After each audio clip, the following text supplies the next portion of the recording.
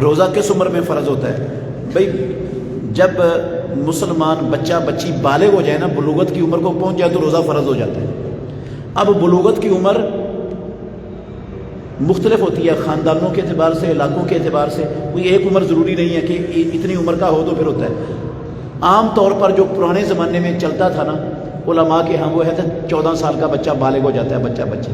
لیکن آج کل جس طرح کی غذائیں ہمیں دی جا رہی ہیں، ان غذاؤں کی وجہ سے آج کل کا 9، 10، 11، 12 سال کا بچہ بھی بالغ ہو جاتا ہے۔ 9 سال کے، 10 سال کے بچے آج بلوغت کو پہنچے ہوئے ہیں۔ تو روزے یا نماز کے فرض ہونے کا تعلق بلوغت سے ہے، عمر سے نہیں ہے۔ اور جس کا پتہ نہیں چلا کہ بالغ ہوا یا نہیں ہوا، کوئی نشانی اس پر ظاہر ہوئی نہیں، اس کے لیے 14 سال ہے، اس کے لیے کیا ہے؟ 14 سال۔